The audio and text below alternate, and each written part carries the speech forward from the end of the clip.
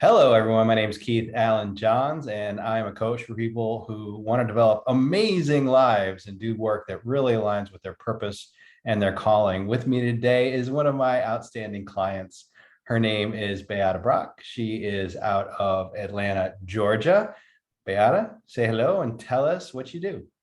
Hello, everyone. I am Beata Brock, like Keith said, and I am operations manager for a software company. So, yeah, that's what I'm doing, and I'm excited to talk about all the amazing work Keith has done for me in my career. Yeah, the amazing work you've done, right? All I did was introduce you to concepts and ideas, and then you did what it took to go out and create big shifts in your life, right? So that you could feel a little bit more at ease at work and have more fun and just have things come a little easier to you. We'll talk a little bit more about that. You actually reached out to me twice, which was cool. It came out of nowhere. So the first time you reached out to me, what was behind that? You remember? I do. So I've been working for about a year in operations, and I had just gotten promoted, or I guess the promotion was coming in a couple weeks. And so I was stepping into operations manager. And so there was a lot more that I was going to own all of a sudden. And I was honestly feeling very scared at the time. And so it was just on LinkedIn, and definitely felt like I was just pushed. I think I saw a post you did, saw that you were a COO at the time. And I just said, hey, I think I had 3 questions. Yeah. Would you be okay hopping on a call? I didn't even know you were a coach. I was really just looking for someone that could help kind of guide what the next steps that I needed to do were. And what a great takeaway. We're so shy on LinkedIn to reach out to people who might be more advanced than us or ahead of us. And it can be such like happenstance. I mean, can you imagine us not having done what we've done? I can't. And it happened because you saw a post and you were brave enough to reach out to me. And I'm the type of person who says, hell yes. And we had a fantastic, I remember telling my wife about our conversation. I'm like, I just talked to a young up and coming leader, and she reached out to me and I gave her some help, and it felt so good. And I hope she calls me back sometime. And so I looked down one day and there you are. So why did you come back? Well, I remember you told me 3 things that you recommended. I will skip the first 2, they were operations specific, but the last one was having a personal coach. Yeah. And I was very skeptical at first. I was like, I think I might have even I think the second time we talked, I told you that. I was like, kind of like, okay, but are you just trying to sell me? Right. What's the deal here? And there was just from our first conversation, I was like, I need this. Up to that point, I had been teaching myself everything, a lot of research, just felt like very much an uphill battle. And based on our first conversation, it was like, oh man, there's somebody that can help kind of guide me through this, push me through it, tell me what I need to be working on. So that's really why I came back. I couldn't help it, I guess. I knew I needed it. So it's interesting that you said, how did you put it? You feared I was just trying to sell you, but something which I mean, yeah, coaches are trying to run a business, but something happened where that shifted. What did that shift towards and away from, where I guess it would have gotten any anxiety or worries about whatever coaching was? What made you comfortable making the decision? Well, I remember initially my hesitation was the cost, which I think is a lot of people, they're just not sure if it's the right timing or if they're ready or for whatever reason. And so I remember telling you that, and your response was, are you ready to invest in yourself? And if the answer is no, then this is not the right time, or I'm not the right person. But if really you're ready to invest in yourself, financially, as well as time, energy, effort, like all of that, then and I just remember that I think you even told me, I don't need you to sign. I know that you're like, I don't need you. I know I could help you a lot. So it's really up to you if this is the right time for you. And I never make decisions on the spot. And I said, let's do it. I was like, I'm so scared, but let's do it. Yeah, it's gutsy. Like, and the two amazing things happening there. You were scared and you said yes, which I Mhm. want other people to hear, right? There's some things we're scared of, and we should say stay scared of them, like, you know, all kinds of dangers. But is it dangerous to invest in yourself? Is it dangerous to stretch and change and try and do more? It's not. But most people don't look at coaching as an investment. They look at it as an expense. But when you think I could put this money in the savings account or in the stock market or in other areas, or I can put it in me, the Right. returns in you are so far greater than what you can do with those other things. And I think Right. you really bought into that. So let's talk a little bit about now I understand how you said yes, but Mhm. what were the challenges you were hoping to overcome? And they fell really into two categories that I recall. We had some practical business things we Mhm. worked on, and then we had some things that really were about your experience with how you went through life and managed stress and how you felt day in and day out. Can you tell me a little bit about what you expected in both those areas? Definitely. There was a lot of growth in both areas, which I was not expecting. I remember you told me early on, I was like, okay, let's get practical. Let's dive into this. And you're like, let's start with your mindset. I was like, oh, come on. Like, come on, just tell me the secret so I can go implement it at my company and everything will be fine. And if we had not done that work, it wouldn't have mattered what you taught me practically or professionally, whatever you want to call it. Yeah, So that really was where we needed to start. I had a very unhealthy way of interacting with my work where it was, yeah, I mean, it was just this constant anxiety, just no matter what. While I was working, when I wasn't working, I felt that I should be working. Um, there was just all these thoughts and it felt out of control and it really was impacting my performance, but yeah. I didn't realize that that needed to be addressed first. So that was one thing, of just knowing that if I stay on this track, I'm limiting my performance and I'm also going to burn myself out very quickly, and I'm early in my career, and so I cannot do that and I don't want to do that. So that was one thing. And then on the practical side was just learning from an expert who knows so much about, specifically for me, about running operations in a software company, Yeah. um, all of the ins and outs of that. I love that you pointed out that you needed to work on you and that all of the practical, the stuff people think they need, teach me how to be Mhm. better, a better blank at executing my role. And a good coach questions that and says, well, let's make sure you've got the mental skills. You can handle your thoughts and your emotions, and you've got the right mental attitudes. Let's make sure those are right first. Then those other skills, that's actually kind of the easy part. If you'll recall, we Right. spent tons of time on the internal you, and then like as a side dish, the French fries to the big hamburger, like, oh yeah, and oh by the way, here's how you can implement this strategic planning system, and you'd Yep. go do that too. Um, And it what was so much easier to do that. right, It yeah, was like, oh, this is a piece of cake now. Like I've got that yeah. side. Well, because you didn't have all that fear, and let's be crystal clear here. I'll talk a little bit about how a lot of people feel like you. You're a high performer, kicking butt, and amazing. But then on the inside, there's this fear, and it haunts so many people. Am I Right. going to lose my job? Which is crazy. Like I'm a high performer. When email bings, is there something that I do something wrong? Mm-hmm. Our subconscious haunts us with all these thoughts. Right. So you had a relationship, you mentioned this, a relationship with your work. So Mm-hmm. your messages, your emails, phone calls, where it wasn't healthy. Like you love where you work, you Mm-hmm. wanted to do a good job, but Right. it was really out of whack. So tell me a little bit more about how that felt. What were you like when we first started when it came to your attachment and that fear? All consuming, I would Yeah, say. Um, couldn't Never could take a break to even make lunch. yeah.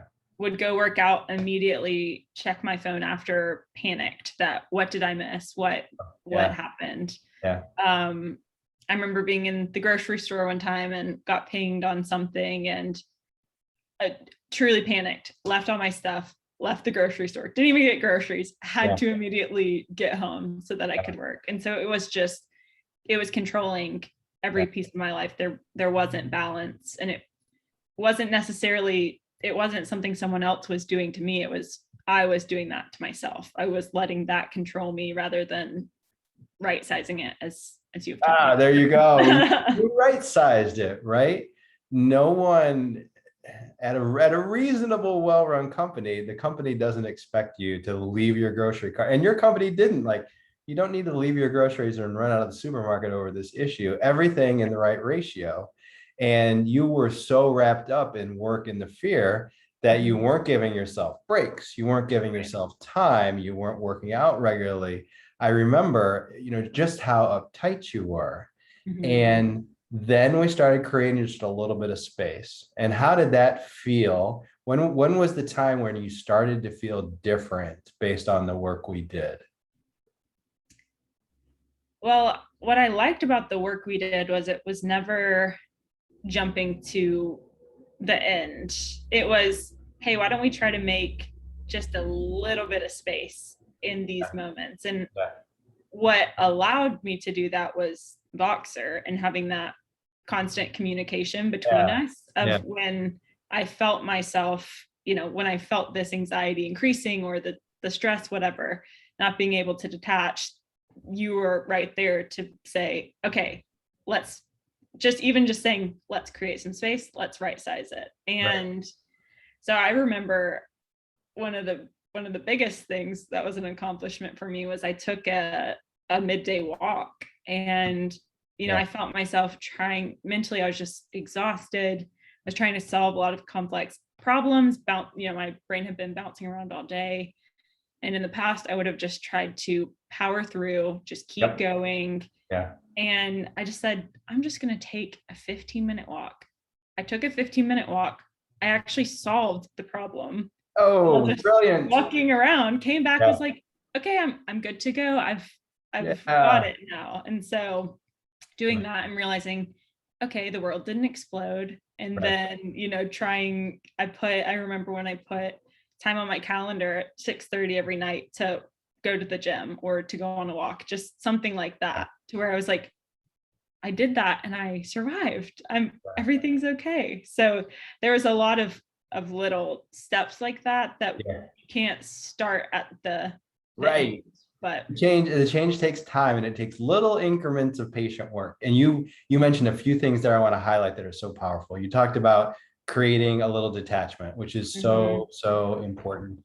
You talked about carving out some space, which is vital. We're wrapped so tight in our worlds, and as adults we just need some room to breathe, just a little, so we can think and gather our thoughts. And it's amazing how much better we perform, how much right. our stress goes down when we just disconnect for a little bit. And I remember you going on those walks, and I pictured you in my head just walking, saying, I'm going to be okay. I'm going to be okay. I'm going to be okay. Because I told you it was going to be scary, because you're Yeah. doing the thing that your brain is telling you, oh gosh, don't do that. It's going to put us at risk, Mhm. which logically is crazy, but fear isn't logical.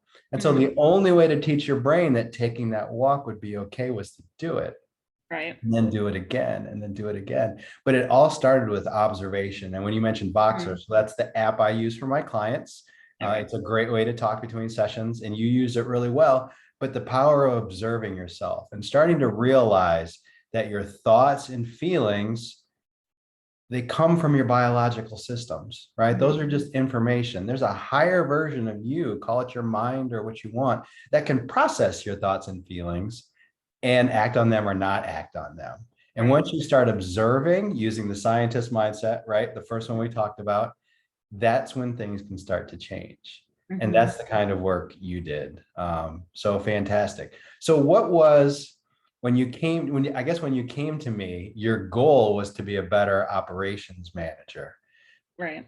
but we surfaced these intrinsic issues. So if you Mhm. had if you had from the end to go back and say, I should have stated my goal as blank, Mm. what would you have said now that you know what the process delivers? Well, we kind of came up with this together. But it's my ultimate goal is to feel confident, to feel ease and Mm, detachment. yeah, And I don't think we really mentioned detachment. I was not a fan of that word at first, but yeah, just in general, to feel in my life, to feel ease, to feel confident, and to feel detached and to yes, enjoy. And that is really, that doesn't mean that I'm performing at a higher level, right, but in all of these things, I'm able to kind of have those at the forefront because that's really what I value in my life. It's right. not just Yeah, you decide the values you have and the type of lifestyle you want to live, and Mhm. you don't have to change anything around you. The answer isn't always get me a new job. In fact, if you don't do some shifts, you just bring your own stuff to the new job. Or if you want to leave corporate, if you don't shift who you are, you're going to have the same behaviors, right? And Mhm. you embrace that process, and you weren't asking for much. And as adults, we don't ask for much. I just want to be happy and at ease and confident and have life to flow a little more easily. And people Mhm. don't know how to do that. And you learned and you adopted it really quickly. So let's wrap this up with our last question. So you were with me for 6 amazing months. You're ready to hop out of the nest and fly on your own. What is life like now for you when you compare it to what it was like when we first started? Completely different. It's pretty crazy just even waking up in the morning. I feel a lot more at ease, and when I start my work, I feel at ease. When a huge problem arises, Mm, I triangulate it, I get to the root of the problem, I implement a solution. yeah, of Um, it's just it's just smooth, and obviously there's still going to be those little course. peaks and valleys and all of Right. that, but generally I just feel pretty good most of the time, which is awesome. And I can tell that I'm performing at a higher level, Yeah. and I feel confident in the work I'm doing, and like I have what I need to continue to perform well on my own because of the mindset Yeah. changes that we did. So I'm always going to be needing to learn new professional skills, but I can do those through using these mindset shifts Yeah. throughout my entire career. So So here's my last question, because this usually happens. And did your significant other or anyone at work notice changes in you? everyone, Everyone, it's give me a been, sampling. What did they say? What did they say? well, I remember Kyle, my boyfriend, he just said, like, we were just enjoying just sitting together. Yeah. I would have been just so uptight in the past. And he just was like, this is so nice. Like, this Oh, is just beautiful. nice. And then I remember one of our members of our leadership team brought it up with a board member, but saying, look at the changes that this coaching has brought about in Beata and her performance. Oh, Same thing with my boss of yeah. just, you know, there being such a shift in how I was approaching things and really being a better friend, coworker, employee, all of those things. So I would say, and then myself also, I talk about it to everyone, but my life is very different and I approach it very differently. And so even if other people, not everyone can see the shift because I didn't let them in to what was Right. going on internally. Yeah. Um, but I shout it from the rooftops. So Amazing. Oh God, you just made my day. Thank you so much for sharing your experience. I really appreciate it. You have been incredible to work with, and you are going to have an amazing life, an amazing career. thank you so much, Keith. All right. We'll talk to you later. Okay, bye. And we will stop the recording.